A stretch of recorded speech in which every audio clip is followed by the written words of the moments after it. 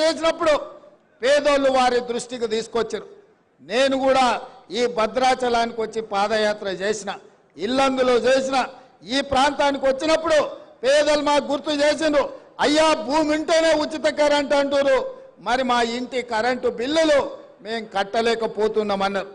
అందుకే ఆలోచన చేసి ప్రతి పేదవాడి ఇంటికి 200 యూనిట్లు ఉచితంగా కరెంటు ఇచ్చి మీరు టీవీ పెట్టుకున్నా, మీరు ఫ్యాన్ వేసుకున్నా, మీ ఇంట్లో ట్యూబ్ లైట్ పెట్టుకున్నా కరెంటు బిల్లు కట్టాల్సిన పని లేదు.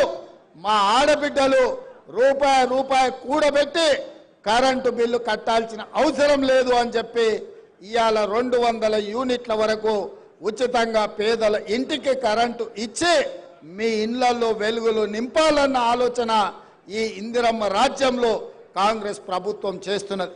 ఇవాళ మీ అందరి సమక్షంలో దేశానికి ఆదర్శంగా ఉండే నిర్ణయం ఇందిరమ్మ ఇండ్లు 4,50,000 ఇండ్లు 22,500 కోట్ల రూపాయలతోని పేదవాళ్ళు ఆత్మగౌరవంతో బ్రతికే కార్యక్రమం ఇవాళ మీ కళ్ళ ముందు ఇందిరమ్మ ఇండ్ల కార్యక్రమాన్ని ప్రారంభించుకున్నాం. ఇది గొప్ప కార్యక్రమం, పేదవాళ్లకు న్యాయం జరిగే కార్యక్రమం. దీనికి సహకరించిన మంత్రులందరికీ మా ఆడబిడ్డలు పెద్ద ఎత్తున చప్పట్లు కొట్టి మద్దతు పలకండి. ఇల్లు వస్తే ఇంటామనే సంతోషంగా ఉంటుంది. ఇంటాయన అక్కడక్కడ తిరిగి వస్తాడు, సాయంత్రం బెల్ట్ షాప్ కాడికి పోయి వస్తాడు. ఏమక్క అంతేనా? నగదు ఆడబిడ్డ దగ్గర ఉంటే పిల్లల చదువులకు వాడుతుంది, పాలకో పెరుగుకో ఇంటి మంచి పనికి వాడుతుంది. ఇంటాయన చేతులు ఉంటే సాయంత్రం పోయి చక్క బెల్ట్ షాపులు ఇచ్చి వస్తాడు. ఇక ఇల్లు కూడబెట్టేది లేదు, ఇల్లు కట్టేది లేదు. అవునా? అందుకే ఇవాళ మా ఆడబిడ్డలు, మా అక్కలు సంతోషంగా ఉండాలి అని అంటే మేము ఆర్థిక మంత్రి గారిని అడగంగానే 22,500 కోట్ల రూపాయలు ఇచ్చి ఆడబిడ్డలను ఆదుకుందాం, అండగా నిలబడతామని ఇవాళ ఈ ఇందిరమ్మ ఇండ్ల కార్యక్రమం వేలాది మంది ఆడబిడ్డల సమక్షంలో ఈరోజు ప్రారంభించుకున్నాం. మా మీడియా మిత్రులు ఏమంటలేరా, మీ దాంట్లో పేదోళ్ళు లేరా అనే? మీకు వద్దా ఇందిరమ్మ ఇల్లు? మీకు ఆరోగ్య భద్రత కార్డు ఇస్తా అన్నాడు, ఇయ్యలే. ఇండ్ల పట్టాలు ఇస్తా అన్నాడు, ఇయ్యలే కేసీఆర్. మరి చాలా మంది నాకు తెలిసి ఇక్కడోళ్ళే పేదోళ్ళే ఇక్కడ ఉన్నారు. అవునా? మీకు కూడా ఇస్తాను నాయన, జర గట్టిగా సప్పట్లు కొట్టుర్రి మా అక్కలతో పాటు.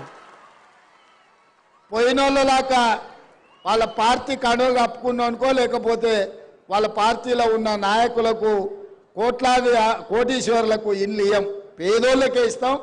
నిజమైన అర్హులైన వాళ్ళకే, లబ్ధిదారులకే ఇందిరమ్మ ఇల్లు ఇస్తామని చెప్పి నేను ఈ సందర్భంగా తెలియజేస్తున్నా. మిత్రులారా, మీరు ఒకటే ఆలోచన చేయండి. ఏ పథకం ప్రారంభించినా దాన్ని మొత్తం పూర్తిగా అమలు చేసే బాధ్యత మా ప్రభుత్వం తీసుకుంటుంది. హడావిడిగా ప్రారంభించి అటక మీద పెట్టే ఆలోచన మా ప్రభుత్వం చేయదు.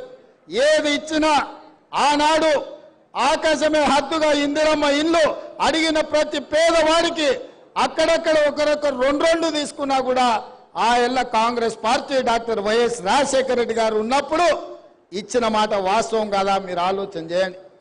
అందుకే ఇవాళ నేను ఒక్క మాట సూటిగా కేసీఆర్కు సవాలు విసురుతున్నా. నువ్వు డబుల్ బెడ్రూమ్ ఇల్లు ఇచ్చినా దళితులను ఆదుకున్నా అంటున్నావు కదా. ఏ ఊర్లలో అయితే కేసీఆర్ డబుల్ బెడ్రూమ్ ఇల్లు ఇచ్చిండో ఆ ఊర్లలో నువ్వు ఓట్లు వేయించుకో.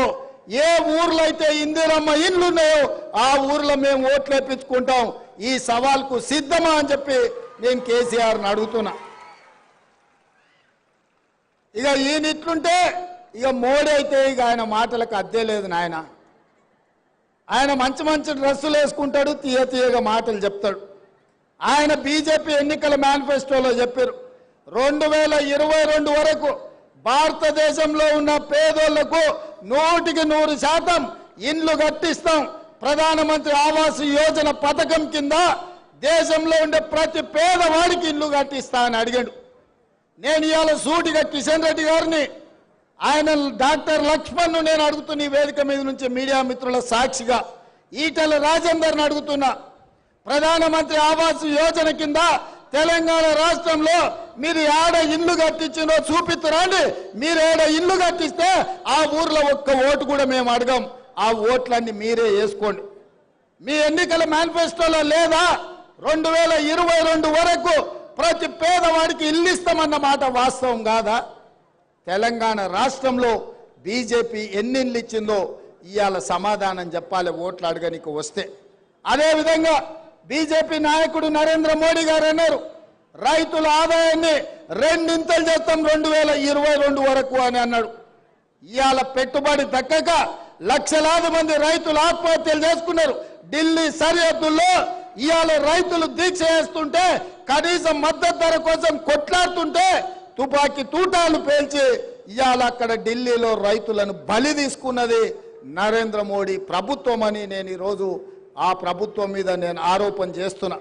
అదేవిధంగా స్విస్ బ్యాంకులో నల్లధనము లక్షలాది కోట్ల రూపాయలు ఉంది.